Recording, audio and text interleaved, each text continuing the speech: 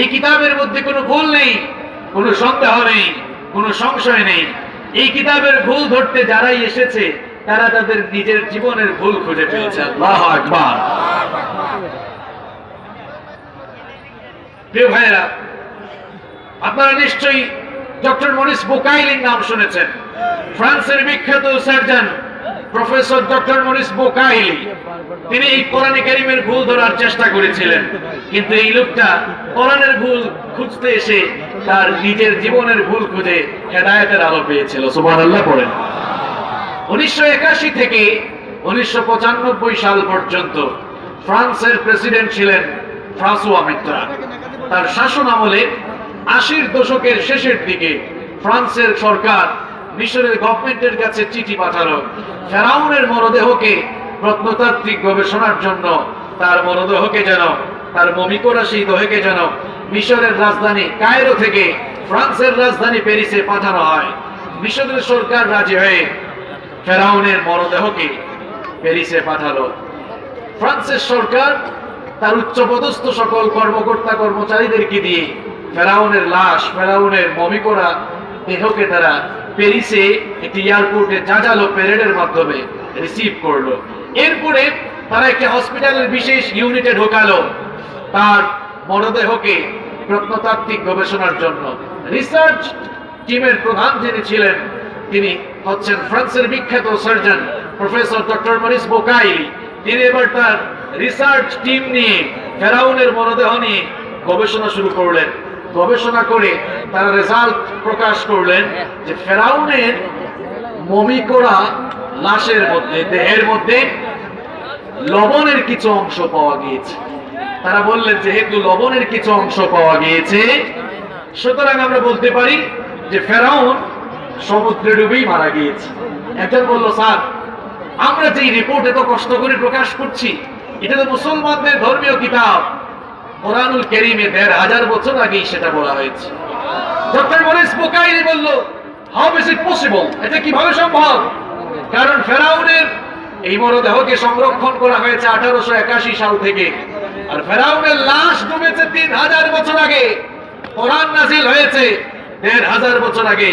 সুতরাং 3000 বছর আগে ঘটে যাওয়া সেই কাহিনী আর তার লাশ সংরক্ষণের কথা কিভাবে 1500 বছর আগে নাযিল হওয়া কিতাবের ভেতরে আসতে পারে? বললো, হ্যাঁ স্যার আসছেই তো। বললো, কোথায় দেখাও? কোরআনে কারীমের 10 নম্বর সূরা, সূরা ইউনূসের 92 নম্বর আয়াত খোলা হলো, ফালইয়াউমা নুনাজ্জিকা বিবাদানিকা লিতাকুনা লিমান খালফাকা আয়া।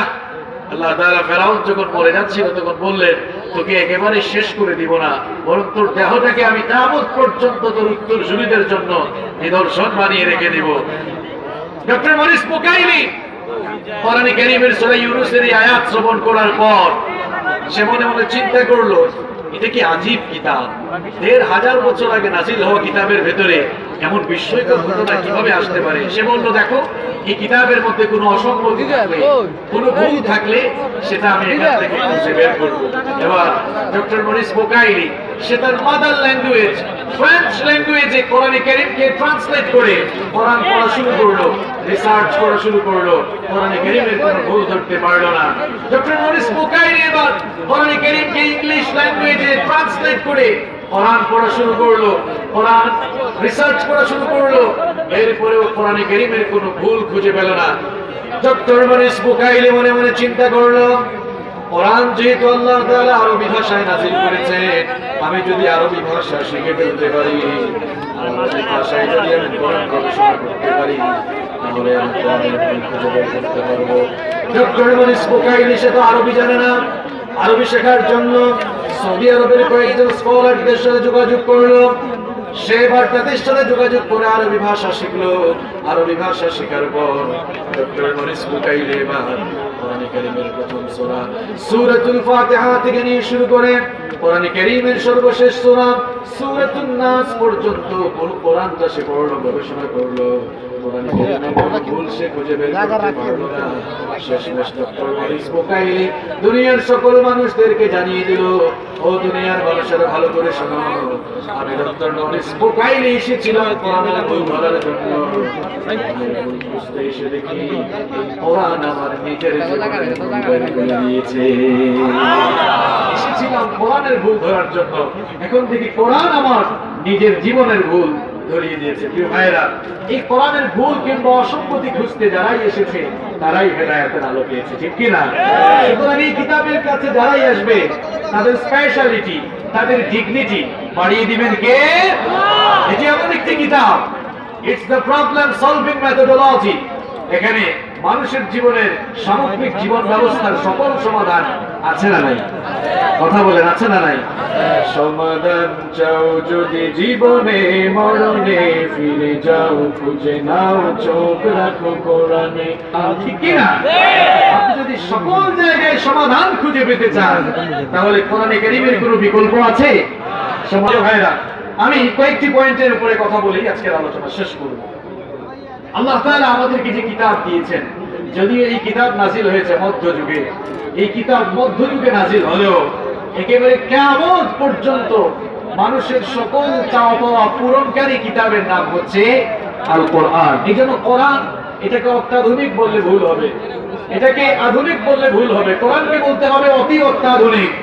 কারণ মানুষের জীবনের এমন কোনো দিক বা বিভাগ নেই যা নিয়ে কোরআনে কারীমে আলোচনা হয় না। এখন সায়েন্স, ইনফরমেশন আর টেকনোলজির যুগ, তথ্য প্রযুক্তি আর বিজ্ঞানের চরম উৎকর্ষতার যুগে আমরা বসবাস করছি। বিজ্ঞানের এই উৎকর্ষতার যুগে বাস করে কেউ যদি বলে যে মধ্যযুগে নাজিল হওয়া এই কিতাব কোরআন এই যুগে চলতে পারে না, এমন কথা কেউ বলতে পারবে না। কারণ বর্তমান সময়ে বিজ্ঞান এবং প্রযুক্তি যত উন্নত, সমৃদ্ধ আর বিকশিত হচ্ছে, বিজ্ঞানের সেই থিওরিগুলো, বিজ্ঞানের সেই ইনোভেশন গুলো কোরআনের কাছে অতি পরিত্যক্ত এবং পরিত্যাজ্য হিসেবে প্রমাণিত হচ্ছে। কারণ বিজ্ঞানীরা নতুন নতুন যত আবিষ্কার মানুষের সামনে তুলে ধরছেন, দেখা যাচ্ছে সেই সকল আবিষ্কারের নিগুড় তত্ত্ব আল্লাহ তাআলা ১৫০০ বছর আগে কোরআনে কারীমের মধ্যে সেগুলো তুলে দিয়েছেন। আল্লাহু আকবার। কোরআনে কারীমকে আপনারা কি মনে করেন? এটা শুধুমাত্র ধর্মীয় কোনো কিতাব নয়, it's the source of knowledge and science. এটি হচ্ছে জ্ঞান বিজ্ঞানের উৎস। বর্তমান বিজ্ঞান যে থিওরিগুলো মানুষের সামনে এখন তুলে ধরছে, আল্লাহ তাআলা সেগুলো কয়েকটা এক্সাম্পল আপনি শুনেন। কসমোলজি হচ্ছে সায়েন্স বা বিজ্ঞানের একটি শাখা। কসমোলজি হচ্ছে বিজ্ঞানের ওই শাখা যেখানে মহাবিশ্বের উৎপত্তি, গঠন, উপাদান ইত্যাদি বিষয়ে আলোচনা হয়। মহাবিশ্বের উৎপত্তি সম্পর্কে রিসার্চ করতে গিয়ে বিজ্ঞানীরা বলছেন যে এই যে মহাবিশ্ব জগৎ, বিশ্ব চরাচর, এই মহাবিশ্ব সৃষ্টির পূর্বে সবকিছু একত্রিত অবস্থায় ছিল। স্টিফেন হকিং এর বিগ ব্যাং থিওরির আলোকে বিজ্ঞানীরা মহাকাশ সৃষ্টি সম্পর্কে যে থিওরি মানুষের সামনে তুলে ধরেছেন সেটার নাম হচ্ছে বিগ ব্যাং থিওরি। তারা বলছেন যে এই মহাবিশ্ব সৃষ্টির শুরুতে সবকিছু, অর্থাৎ আকাশ, জমিন, চন্দ্র, সূর্য, গ্রহ, নক্ষত্র, তারকাপুঞ্জ, সবকিছু সৃষ্টির শুরুতে পুঞ্জীভূত অবস্থায় ছিল, এক জায়গায় ছিল। এরপরে একটি মহাবিস্ফোরণ ঘটলো। মহাবিস্ফোরণ ঘটে যাওয়ার পর সকল সৃষ্টি পরস্পর সেপারেট হয়ে গেল। এই যে মহাবিস্ফোরণের মাধ্যমে যে ঘটনা ঘটলো, বিজ্ঞানীরা এর নাম দিয়েছেন বিগ ব্যাং থিওরি। মহাবিশ্বের উৎপত্তি সম্পর্কে মাত্র কয়েক বছর আগে বিজ্ঞান যে থিওরি গোটা দুনিয়ার সামনে উপস্থাপন করেছে, আল্লাহর কোরআনে আজ থেকে ১৫০০ বছর আগে কোরআনে কারীমের ২১ নম্বর সূরা সূরাতুল আম্বিয়া এর ৩০ নম্বর আয়াতে আল্লাহ পাক বিগ ব্যাং থিওরির কথা এভাবে বলেছেন, আওয়ালাম ইয়ারাল্লাযীনা কাফারু আন্নাস সামাওয়াতি ওয়াল আরদা কানাতা রাতকান ফাফাতাকনাহুমা। আল্লাহ পাক বলেন, অবিশ্বাসীরা কি দেখে না আসমান সমূহ আর জমিন সৃষ্টির শুরুতে একত্রিত অবস্থায় ছিল, অতঃপর আমি আল্লাহ পাক আমার মহা ক্ষমতা বলে পরস্পরকে আলাদা করে দিলাম, সেপারেট করে দিলাম। কোরআনে কারীমের ৪১ নম্বর সূরা সূরা হামিম আস-সাজদা এর ১১ নম্বর আয়াতে আল্লাহ তাআলা আরো বিস্তারিত বললেন, ثم استوى إلى السماء وهي دخان فقال لها وللأرض ائتيا طوعا أو كرها قالتا آتينا طائعين আল্লাহ পাক বলেন মহাবিস্ফোরণের পর আকাশ তখন ধোঁয়াশাচ্ছন্ন ছিল, আকাশ তখন ধূম্রজাল ছিল, কোথাও আগুন লাগলে সেই জায়গায় ধোঁয়া হয় কি হয় না? আল্লাহ পাক বলেন মহাশূন্যে যখন মহাবিস্ফোরণ ঘটলো, আকাশ তখন ধোঁয়াশাচ্ছন্ন হয়ে গেল, ধূম্রজাল হয়ে গেল, তখন আমি ধোঁয়াশাচ্ছন্ন আকাশের দিকে মনোনিবেশ করে আসমান আর জমিনকে অর্ডার করলাম, তোমরা পরস্পর সেপারেট হয়ে যাও। আকাশ আর জমিন তখন অনুগত হয়ে জবাব দিল, ক্বালাতা আতাইনা তাইঈন, তারা বলল আমাদের রব তোমার নির্দেশ মেনে আমরা অনুগত হয়ে পরস্পর অস্তিত্বমান অবস্থায় ফিরে গেলাম। আল্লাহু আকবার।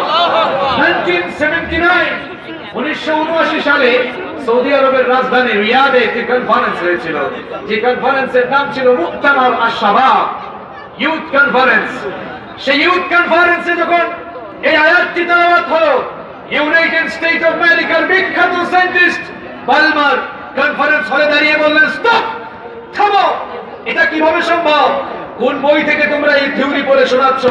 অল্প কিছুদিন আগে আমরা মাথার ঘাম পায়ে ফেলে রিসার্চ করে গবেষণা করে মহাবিশ্বের উৎপত্তি সম্পর্কে যে বিগ ব্যাং থিওরির ধারণা গোটা দুনিয়াবাসীর সামনে তুলে ধরেছি, তোমরা আবার কোন বই থেকে মহাবিশ্বের উৎপত্তির এই ধারণা দিচ্ছ? বলা হলো এটি আমরা নিজেরা এই কথা বলছি না, বরং এটি হচ্ছে ১৫০০ বছর আগে নাজিল হওয়া আল্লাহর কিতাব কোরআন। তখন বালমার বলেছিলেন ওই কনফারেন্স হলে, যেই তথ্যটি আমরা মাত্র কয়েক বছর আগে গবেষণা করে বের করেছি, ১৫০০ বছর আগে মরুর বুকে একজন লোকের কাছে এই ধরনের সায়েন্টিফিক কিতাব আসা প্রমাণ করে এটি কোনো সাধারণ মানুষের বানানো কোনো কিতাব নয়, বরং এটি নিঃসন্দেহে আল্লাহর কাছ থেকে বানানো কিতাব। সুতরাং আমি আর গুমরাহিতে পড়ে থাকতে চাই না, আজ এই কনফারেন্স হলে সকলকে সাক্ষী রেখে কালেমা পড়ে মুসলমান হয়ে যেতে চাই। আল্লাহু আকবার। আল্লাহর কোরআন নিয়ে যারাই রিসার্চ করেছে, যারাই গবেষণা করেছে, তারাই ইসলামের সুশীতল ছায়াতলে এসে আশ্রয় গ্রহণ করতে বাধ্য হয়েছে, ঠিক কিনা? আমার যুবক আর তরুণ ভাইয়েরা, তোমরা যারা স্কুলে পড়ছো, কলেজে পড়ছো, বিশ্ববিদ্যালয়ে পড়ছো, তোমাদের সিলেবাসে তো কোরআন বোঝার কোনো উপায় নাই।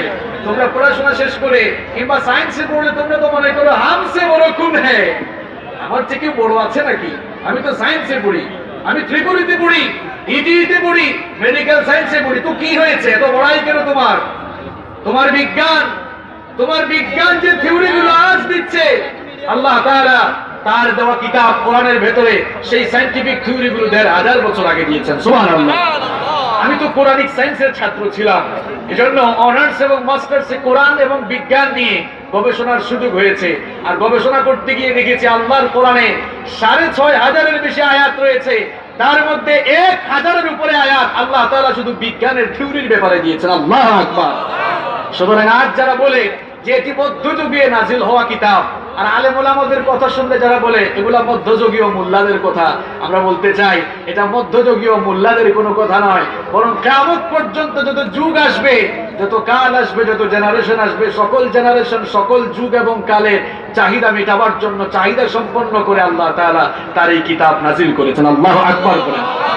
সম্মানিত ভাইয়েরা, যেই দুনিয়াতে আপনারা বাস করছেন, কখন তো এই দুনিয়া নিয়ে চিন্তা করেন। এই যে পৃথিবী, এই পৃথিবীর শেপটা কেমন, আকৃতি কেমন, বিজ্ঞান এক এক সময় এক এক থিওরি দিয়েছে। আপনারা একটি জিনিস মনে রাখবেন, বিজ্ঞানের থিওরিগুলো চেঞ্জেবল। বিজ্ঞান এক এক সময় এক এক থিওরি প্রকাশ করে, যখনই নতুন কোনো থিওরি আসে তখন আগের থিওরিটা বাতিল হয়ে যায়।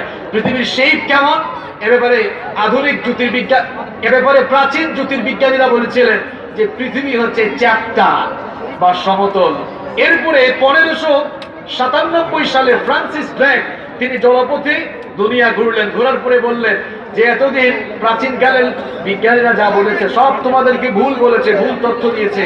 আমি ঘুরে ঘুরে দেখেছি পৃথিবী হচ্ছে গোলাকার। এর কয়েক বছর যাওয়ার পরে আবার আধুনিক কালের বিজ্ঞানীরা বললেন এতদিন তোমাদেরকে ফ্রান্সিস ড্রেক যা বলেছে সেটাও ভুল, কারণ আমরা দেখেছি পৃথিবী আসলে গোলাকার নয়, পৃথিবী হচ্ছে ডিম্বাকৃতি। ডিম কি একেবারে গোল? নোয়াখালীর মানুষরা কি ডিম চিনেন না? আন্ডা না? মাশাআল্লাহ, আপনাদের কথা খুব সুন্দর। কিন্তু আপনারা পানকে হান বলেন, পানিকে হানি বলেন। নোয়াখালীতে একবার মাহফিলে এসেছিলাম, খুব ঠান্ডা, কয় হুজুর হানি খাইবেন? বললাম ভাই ঠান্ডা পড়েছে, হানি হলে তো খুব ভালো হয়। আমি ভাবছি লোকটা ইংলিশে বলেছে হানি, হানি মানে মধু। বললাম তাড়াতাড়ি নিয়ে আসেন। কিছুক্ষণ পর দেখলাম হাতে পানি। বললাম ভাই বললেন হানি, আনলেন তো পানি। কয় হুজুর আমি তো হানির কথাই কইছি। খুব চমৎকার ভাষা আপনাদের। প্রিয় ভাইয়েরা, যে কথা আপনাদেরকে বলছিলাম, তো তারা আধুনিক কালের বিজ্ঞানীরা রিসার্চ করে বললো যে না, এই পৃথিবী হচ্ছে ডিম্বাকৃতির। দেখেন বিজ্ঞানের বড়াই যারা করে, যারা বিজ্ঞান বিজ্ঞান বলে ধর্মকে আবেগের জায়গা বলে উড়িয়ে দেয়। দেখেন আপনাদের বিজ্ঞানটা কোরআনের কাছে কত পরিত্যক্ত। বিজ্ঞান যেই থিওরি মাত্র কয়েক বছর আগে দুনিয়াবাসীর সামনে উপস্থাপন করেছে, আজ থেকে ১৫০০ বছর আগে কোরআনে কারীমের ৭৯ নম্বর সূরা সূরাতুন নাজিআতের ৩০ নম্বর আয়াতে আল্লাহ পাক সেই কথা বলে দিয়েছেন, ওয়াল আরদা বা'দা যালিকা দাহাহা। আল্লাহ তাআলা বলছেন, আর তিনি জমিনকে বিস্তৃত করেছেন। বিস্তৃত করার কথা বলতে গিয়ে আল্লাহ তাআলা এখানে দাহাহা শব্দ উল্লেখ করেছেন। আরবি ভাষায় যারা স্পেশালিস্ট আছেন তারা জানেন, আরবিতে উট পাখির ডিমকে দাহা বলা হয়। অর্থাৎ আল্লাহ তাআলা জমিনকে কিভাবে বিস্তৃত করেছেন এই কথা বলতে গিয়ে দাহা শব্দ উল্লেখ করে এই কথাই বলতে চেয়েছেন যে আল্লাহ তাআলা জমিনকে উট পাখির ডিমের মতো ডিম্বাকৃতির করে বিস্তৃত করেছেন। সুবহানাল্লাহ। তাহলে ডিম্বাকৃতির এই ধারণা বিজ্ঞান কিছুদিন আগে দিলেও আল্লাহর কোরআন সেটা কত বছর আগে বলেছে? লোকে তো কথা কয় না। কত বছর আগে দিয়েছে? ১৫০০ বছর আগে। এই লোকগুলোর সমস্যা কি? এই লোকগুলোর সমস্যা কি? যারা এখানে দাঁড়িয়ে আছে এদেরকে বসায় দেন। প্রিয় ভাইয়েরা, আপনারা কোরআন শুনতে এসেছেন, যেভাবে আপনারা আলাপচারিতা করছেন, আমি নোয়াখালীতে আরো বহুবার এসেছি, কিন্তু এরকম অবস্থার সম্মুখীন কখনো হয় নাই। আমরা কোরআন শুনতে এসেছি, নিশ্চুপ থাকার দরকার আছে না নাই? কথা বলেন। সবাই যেন চুপচাপ থেকে আমরা শুনতে পারি। আল্লাহ তাওফিক দান করেন, বলেন আমিন। প্রিয় ভাইয়েরা, এবার আসেন একটু মহাশূন্যের দিকে তাকান। মহাশূন্য নিয়ে বিজ্ঞান রিসার্চ করে নতুন নতুন তথ্য দিয়েছে, আর বিজ্ঞানীরাও তো কত ফুটানি করছে। দেখেন সেই তথ্যগুলো কোরআনের কাছে কত কত পুরাতন, কত পরিত্যক্ত। যে আকাশ আমরা মাথার উপরে দেখি, the sky has been built as a roof for the protection of the earth. আসমানকে আল্লাহ তাআলা সুরক্ষিত ছাদ বানিয়েছেন এই পৃথিবীকে বসবাসের উপযোগী করার জন্য। আর আসমানকে আল্লাহ তাআলা মহাশূন্যে একেবারে শূন্যের উপরে ঝুলিয়ে রেখেছেন। যে প্যান্ডেলের নিচে আপনারা বসেছেন, এই প্যান্ডেলকে সুন্দরভাবে স্থাপন করার জন্য এই প্যান্ডেলে অনেক খুঁটি আছে না? দেখেন জনমের মতো খুঁটি লাগাইছে। কত খুঁটি হিসাব করে শেষ করা যাবে না। আপনাদের বাসায়ও পিলার আছে, বাড়িতে পিলার আছে না? এত বিশাল আসমান মাথার উপরে কোন পিলার আছে? আল্লাহ রাব্বুল আলামিন কোরআনে কারীমের 13 নম্বর সূরা সূরাতুর রা'দের 2 নম্বর আয়াতে বড় সুন্দর করে বলছেন, আল্লাহুল্লাযী রাফা'আস সামাওয়াতি বিগাইরি আমাদিন তারাউনাহা সুম্মা ইসতাওয়া আলাল আরশ। তোমাদের মাথার উপরে শূন্যের উপরে দৃশ্যমান কোন পিলার ছাড়া, দৃশ্যমান কোন খুঁটি ছাড়া শূন্যের উপরে আসমান যিনি স্থাপন করেছেন তিনি হচ্ছেন আল্লাহ। তিনি কে? কোনো খুঁটি নাই। আবার আসমান আল্লাহ কিভাবে বানালেন? পৃথিবীর মানুষগুলো যেন সুরক্ষিতভাবে দুনিয়ায় বাস করতে পারে। এই পৃথিবীর মানুষ, উদ্ভিদকুল আর প্রাণীকুল যেন পৃথিবীতে সুরক্ষিত হয়ে বসবাস করে। এজন্য আল্লাহ পাক কি করলেন দেখেন, কোরআনে কারীমের 21 নম্বর সূরা সূরাতুল আম্বিয়া এর 32 নম্বর আয়াতে আল্লাহ তাআলা বলছেন, ওয়াজাআলনাস সামাআ সাকফান মাহফুজা ওয়া হুম আন আয়াতিহা মুরিদুন। আল্লাহ পাক বলেন আকাশের পানে তাকাও, দেখো তোমাদের সুরক্ষার জন্য আমি আসমানকে সুরক্ষিত ছাদ বানিয়েছি। 20 শতাব্দীতে বিজ্ঞানীরা আল্লাহর কোরআনের এই কথাটা প্রমাণ করে দিয়েছে। 20 শতাব্দীতে বিজ্ঞানীরা গবেষণা করে দেখলেন আসমানের মধ্যে বায়ুমণ্ডলীয় অনেকগুলো স্তর রয়েছে। এই স্তরগুলো উল্কা আসতে বাধা দেয়। আজকের আলোচনা আপনাদের কাছে কিছু কঠিন মনে হচ্ছে, তাই না? এগুলো বলার কিছু কারণও আছে। সারাক্ষণ তো শুধু মৃত্যু, নামাজ, জান্নাত, জাহান্নামের ওয়াজ শুনবেন আর ভাবছেন এই কোরআন এটা ধর্মীয় কিতাব। এই বিজ্ঞানের যুগে কোরআনকে আপনারা অচল মনে করেন। এজন্য আজকের কথাগুলো বলা। প্রিয় ভাইয়ের, আমার কোরআনটা কত অত্যাধুনিক আজকে বোঝার জন্য চেষ্টা করেন। কয়েকটা এক্সাম্পল শুধু আপনাদের সামনে তুলে ধরছি। বিংশ শতাব্দীতে, এই তো গেল শতাব্দীতে এটা বিজ্ঞানীরা প্রমাণ করেছে। তারা দেখলেন আকাশে বায়ুমণ্ডলীয় অনেকগুলো স্তর আছে। তারা চিন্তা করলেন যে আসমানে এতগুলো স্তর কেন, আসমানে এতগুলো স্তর কেন। এটা নিয়ে রিসার্চ করতে গিয়ে তারা দেখলেন যে মহাশূন্যে অনেকগুলো উল্কা রয়েছে। উল্কাগুলো যদি জমিনে পড়ে যেত, একটা উল্কা পড়লেই তো অবস্থা খারাপ, সব জলে পুড়ে একেবারে ভস্মীভূত হয়ে যেত। যদি একটা উল্কা জমিনে পড়তো, যে বাহাদুরি আপনারা করেন, এই বাহাদুরি কিন্তু মুহূর্তে একেবারে শেষ হয়ে যেত। থাকতো না কোনো মানুষ, প্রাণীকুল, উদ্ভিদকুল, গোটা বিশ্বজগৎ ধ্বংস হয়ে যেত। সেই উল্কাগুলো যেন জমিনের দিকে ধেয়ে আসতে না পারে, এগুলিকে বাধা দেওয়ার জন্য আল্লাহ তাআলা আকাশে বায়ুমণ্ডলীয় অনেক স্তর সৃষ্টি করে রেখেছেন। এই বায়ুমণ্ডলীয় স্তরগুলোই উল্কাগুলো দুনিয়াতে আসতে বাধা প্রদান করে। আর ওই আসমানে বায়ুমণ্ডলীয় স্তরগুলো দ্বারাই আল্লাহ তাআলা আসমানকে সুরক্ষিত ছাদ বানিয়ে এই দুনিয়াকে আমাদের জন্য বসবাসের উপযোগী করে রেখেছেন। আল্লাহু আকবার। প্রিয় ভাইরা, এই মহাশূন্যের মধ্যে কত কিছু রয়েছে দেখেন। এই মহাশূন্যে রয়েছে সূর্য। এই সূর্য, এটা নিয়ে আপনি চিন্তা করলে অবাক হয়ে যাবেন। সকালবেলা ভোরবেলা সূর্য উঠলে আপনারা সূর্যকে দেখেন, সূর্য টিম টিম করে জ্বলছে, সূর্য আলো দিচ্ছে। কক্সবাজারে যারা যায় তারা তো সূর্যাস্তের সময় হাতকে এইরকম দিয়ে দেখবেন, মানে ক্যামেরাতে এমন একটা ভাব নিয়ে আসে যেন সূর্য তার হাতের উপরে, অথবা এইরকম করে ধরে আছে না। এই যুবক তরুণ ভাইরা আপনারা এমনি দেন কিনা? মনে হয় যেন তার হাতের ভেতরে খামচি মেরে সূর্যকে ঢুকিয়ে দিয়েছে। আসলে কি সূর্যটা এত ছোট? কথা বলেন, এত ছোট? দুনিয়া থেকে, জমিন থেকে সূর্যের ডিস্টেন্সটা কত শোনেন। জমিন থেকে সূর্যের ডিস্টেন্স হচ্ছে 9,30,00,000 মাইল। আল্লাহু আকবার। আর এই সূর্য কত বড়? সূর্য হচ্ছে পৃথিবীর চাইতে 13 লক্ষ গুণ বড়। সুবহানাল্লাহ কইতে মন চায় না? যেই লোকটা জীবনে কোনোদিন সোনাপুরের বাহিরে যায় নাই, তাকে পৃথিবীর ধারণা দিলে সে বুঝবে না। সে তো এখনো পর্যন্ত ঢাকায়ও যায় নাই, সোনাপুরের মধ্যেই বসে আছে। এই বাংলাদেশটাকে আপনাদের কাছে খুব বড় মনে হয়? ওয়ার্ল্ড ম্যাপ, বিশ্ব মানচিত্রে বাংলাদেশের BAN লেখার জায়গাও না, এত ছোট এই দেশ।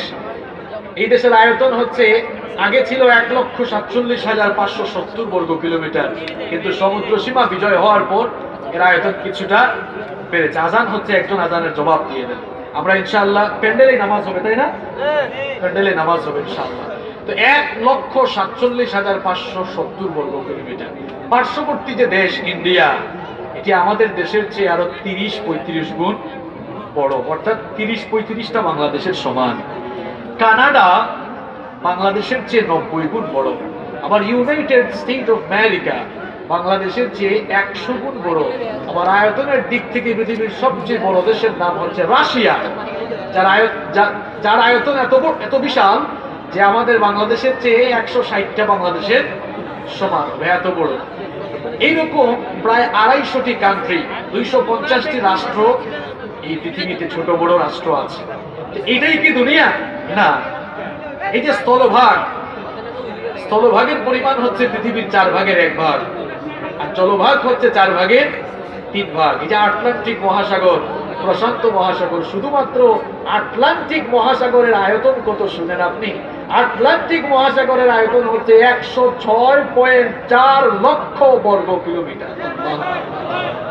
প্রশান্ত মহাসাগর হচ্ছে দুনিয়ার স্থলভাগের 3 ভাগের, দুনিয়ার জলভাগের 3 ভাগের 1 ভাগ। তাহলে কত বিশাল সেই জলরাশি। এইরকম স্থলভাগ আর জলভাগ মিলে হচ্ছে এই দুনিয়া। এই দুনিয়ার চাইতে সূর্য কত লক্ষ গুণ বড়? 13 লক্ষ গুণ বড়। এই সূর্যকে আল্লাহ তাআলা দুনিয়াকে আলোকিত করার জন্য সিরাজ বানিয়েছেন, একটি প্রদীপ্ত বাতি বানিয়েছেন। সূর্যের আলো, এটাকে ইলেকট্রিক্যাল লাইটের মতো নাকি? আপনার বাসায় লাইট আছে 36 ওয়াটের, 40 ওয়াটের, এইরকম? হ্যাঁ, আপনি অবাক হয়ে যাবেন। সূর্যকে যে তাপমাত্রা দেওয়া হয়েছে 1,40,00,000 সেন্টিগ্রেড তাপমাত্রা সূর্যকে দেওয়া হয়েছে। আল্লাহু আকবার। এই নোয়াখালীর মুসলমানরা এদিকে তাকান, আপনি তো আল্লাহ কি জিনিস এখনো বুঝেন নাই। 1,40,00,000 সেন্টিগ্রেড তাপমাত্রা যদি সরাসরি দুনিয়াতে আসতো, দুনিয়ার কোনো কিছু থাকতো না, মাথার চান্দি ফেটে আপনি সাহেব এই শেষ, সব জ্বলে পুড়ে ছাই হয়ে যেত।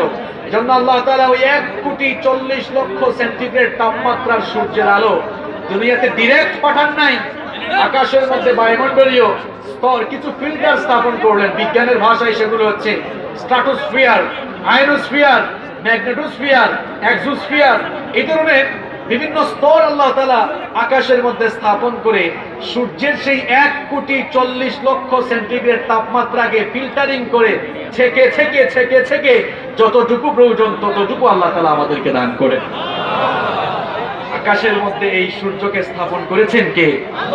সূর্য ছাড়াও আকাশের মধ্যে চন্দ্র আছে না নাই?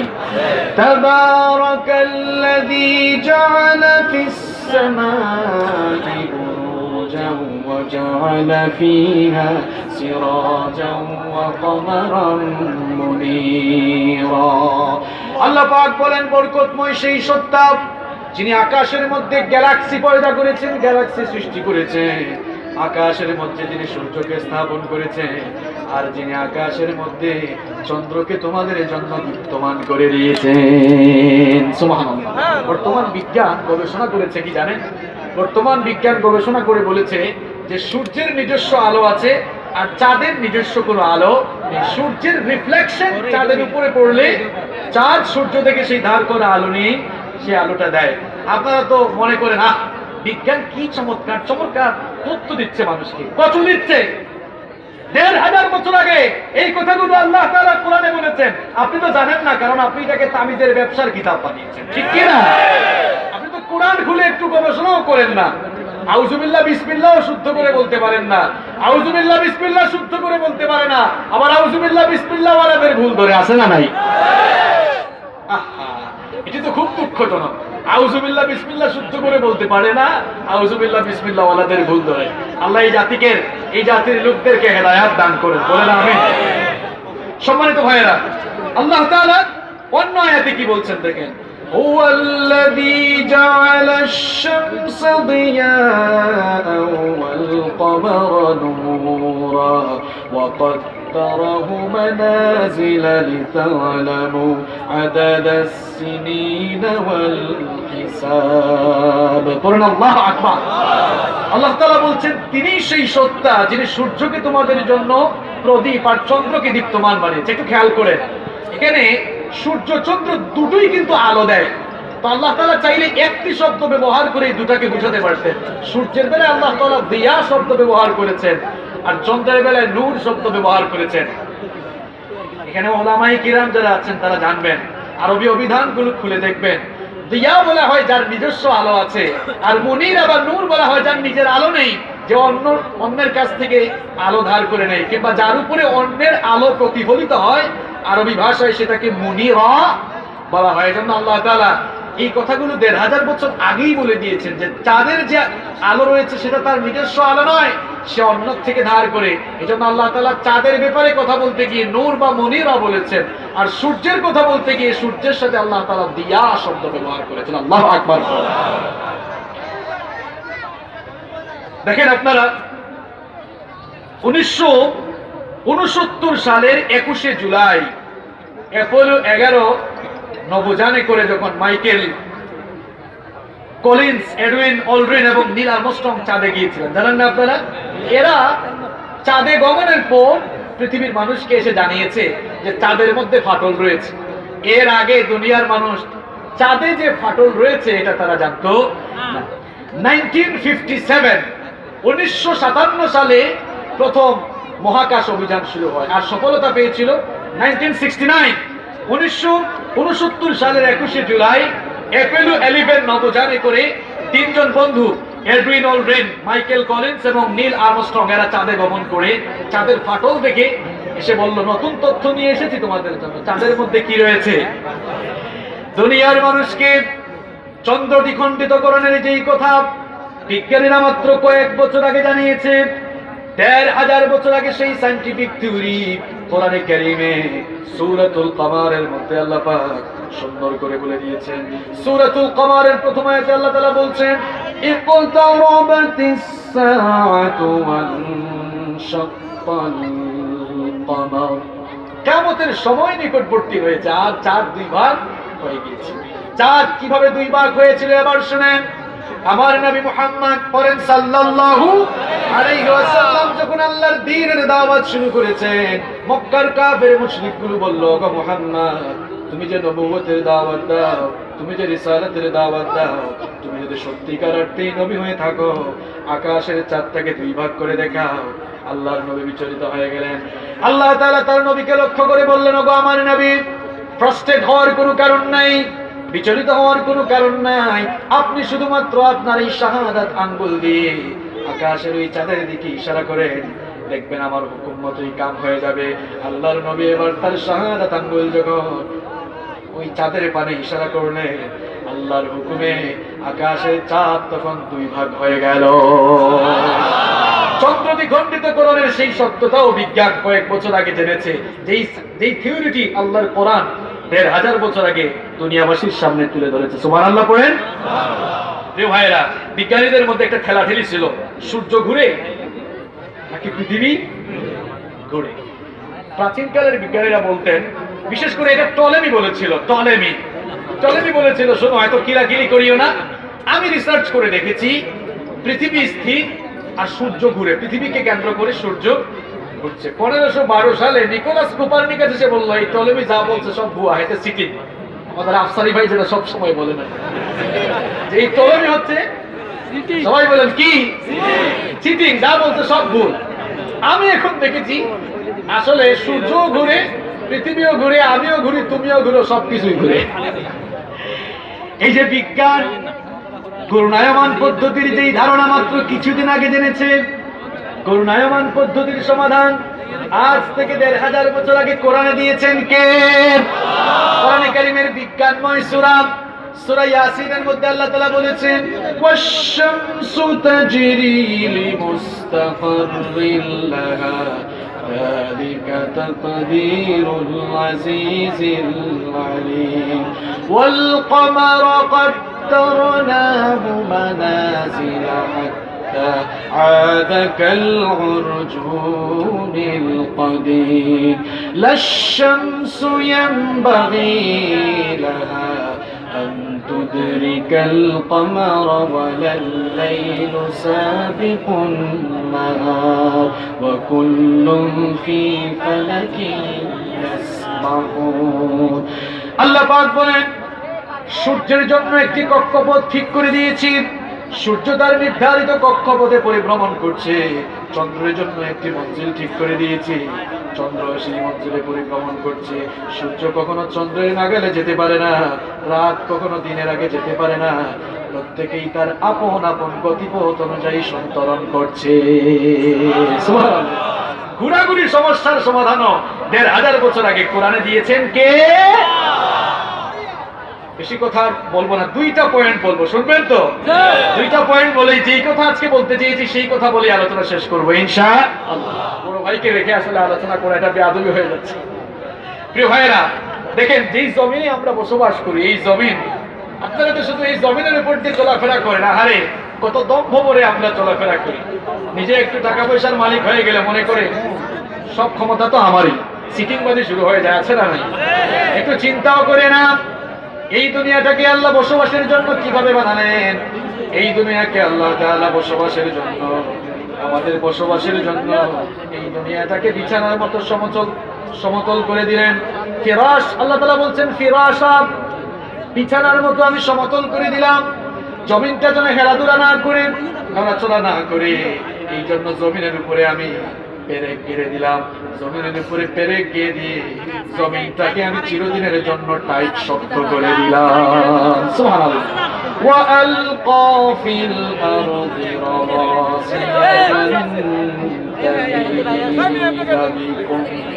জমিনের উপরে পাহাড় পর্বতকে আমি পেরেকের মতো গেড়ে দিয়ে জমিনটাকে শক্ত করলাম। নোয়াখালীর ভাইয়েরা, পেরেক বুঝেন তো আপনারা? পেরেককে আপনাদের এলাকায় আঞ্চলিক ভাষায় আপনারা কি বলেন? চলি। নোয়াখালী, চট্টগ্রাম আর সিলেট এই তিন অঞ্চলের ভাষা। চট্টগ্রামে গেলে বলে